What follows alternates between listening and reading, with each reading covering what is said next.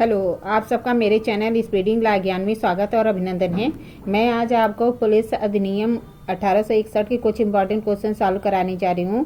Please मेरी video last तक देख लीजिएगा। अगर अच्छा लगा तो प्लीज़ लाइक करिए, सब्सक्राइब करिए, कमेंट करिए, शेयर करिए, साथ ही बेल आइकन दबा दीजिएगा ताकि कोई भी नोटिफिकेशन आपको तुरंत ही मिल जाए। पहला क्वेश्चन है कि विशेष पुलिस अधिकारी नियुक्त की जाती है। क्या कह रहा है? विशेष पुलिस अधिकारी की नियुक्ति की जाती है। ए है मजिस्ट्रेट, बी है जिला अधीक्षक, सी है महानिरीक्षक द्वारा, डी है सहायक महानिरीक्षक द्वारा। तो ए वाला ऑप्शन सही होगा कि मजिस्ट्रेट द्वारा विशेष पुलिस अधिकारी की नियुक्ति की जाती है। ए वाला ऑप्शन सही होता है।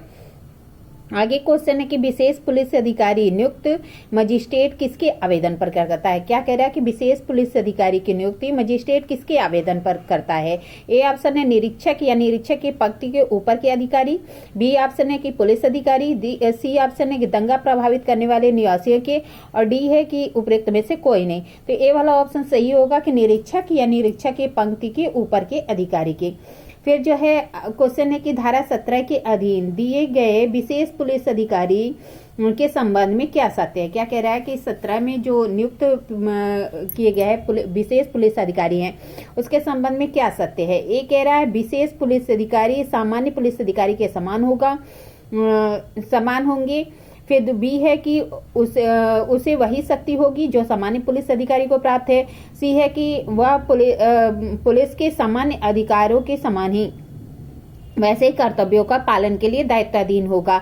डी है कि उपरोक्त सभी। तो डी वाला ऑप्शन सही होगा। जब हम धारा 18 पढ़ते हैं तो उसमें यह प्रावधान किया गया है कि जो धारा 17 के अंतर्गत विशेष पुलिस अधिकारी की नियुक्ति की जाती है उसको जो है ए वाला ऑप्शन की विशेषाधिकार जो पुलिस है, विशेष पुलिस है, उसे सामान्य पुलिस अधिकार के समान ही प्रिविलेज विशेषाधिकार दिया जाता है। उसकी वही शक्तियां होती हैं जो कि समान पुलिस अधिकारी को प्राप्त होती है, उसके वही कर्तव्य होते हैं जो कि समान पुलिस अधिकारी के होते हैं। तो इस आधार पे जो डी वाला ऑप्शन है वह सही होगा।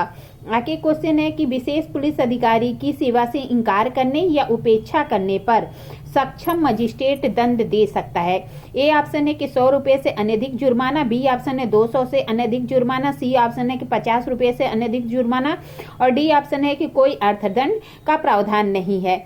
तो जब आप देखते हैं धारा 19, तो 19 में यह प्रावधान किया गया है कि अगर कोई व्यक्ति को विशेष पुलिस अधिकारी की सेवा से इंकार करता है या उपेक्षा करता है तो मजिस्ट्रेट उसे 50 रुपए से अनधिक जुर्माना लगा सकता है। सी वाला ऑप्शन सही है। आगे क्वेश्चन है कि विशेष पुलिस अधिकारी की नियुक्ति संबंधी प्रावधान ग्राम पुलिस अधिकारी की नियुक्ति संबंधी प्रावधान किस धारा में है। तो ए ऑप्शन है कि धारा 20, बी ऑप्शन है धारा 21, सी ऑप्शन है धारा 22 और डी ऑप्शन है धारा 23। तो जब हम धारा 21 देखते हैं, बी वाला ऑप्शन सही है कि ग्राम पुलिस अधिकारी के बारे में प्रावधान कहाँ है, धारा 21 में है, जबकि विशेष पुलिस अधिकारी के संबंध में प्रावधान धारा 17 में है। धारा 18 में विशेष पुलिस अधिकारी की शक्ति है और धारा 19 में विशेष पुलिस अधिकारी के कर्तव्यों का पालन न करने पर अर्थदंड 50 रुपए लगाने के बारे में प्रावधान है।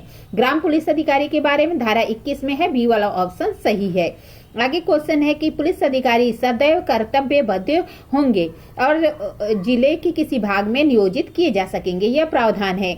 ए ऑप्शन है धारा 22 में, बी ऑप्शन है धारा 23 में, सी ऑप्शन है धारा 24 में और डी ऑप्शन है धारा 25 में। तो जो है जब हम देखते हैं तो कहता है कि विशेष पुलिस अधिकारी सदैव कर्तव्यबद्ध होंगे, किस धारा में है। तो जो है जब हम धारा 22 देखते हैं तो उसमें यह प्रावधान किया गया है कि जो विशेष पुलिस अधिकारी होंगे वह क्या होंगे, सदैव कर्तव्यबद्ध होंगे। ठीक है। फिर आगे क्वेश्चन है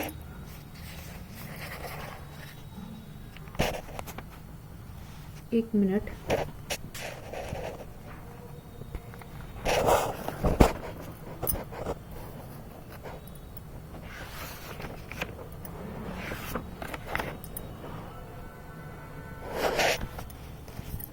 ठीक है। धारा 22 में जो है कि विशेष पुलिस अधिकारी सदैव कर्तव्यबद्ध होंगे और जिले के किसी भाग में नियोजित किए जाएंगे। ए वाला ऑप्शन सही है।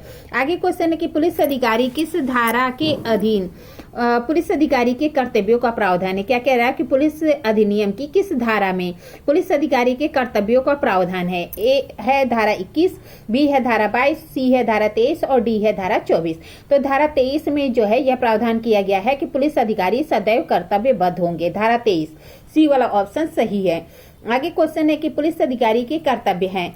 ए है सक्षम प्राधिकारी द्वारा जारी किए गए सभी आदेशों का पालन करना, बी है सक्षम प्राधिकारी द्वारा जारी किए गए वारंटों का निष्पादन करना, सी है कि सार्वजनिक उपतापों का निवारण करना, डी है कि मदिरापान, धूर्तगृह आदि का निरीक्षण करना, और आगे है कि उपरोक्त सभी। तो यह वाला सही होगा कि उपरोक्त सभी, क्योंकि जब हम धारा 23 देखते हैं पुलिस अधिकारी के कर्तव्य, तो ऊपर जितने भी कर्तव्य दिए गए हैं वह सभी लागू होते हैं। तो यह वाला सही होगा कि सक्षम प्राधिकारी द्वारा जारी किए गए सभी आदेशों का पालन करता है, वारंटों का निष्पादन करता है, सार्वजनिक उपताप का निवारण करता है और मदिरापान, धूर्तगृह आदि का निरीक्षण करता है। तो यह वाला सही है। आगे क्वेश्चन है कि पुलिस अधिकारी बिना दावे वाली संपत्ति को अपने भार साधन में ले सकेंगे। किस धारा में है?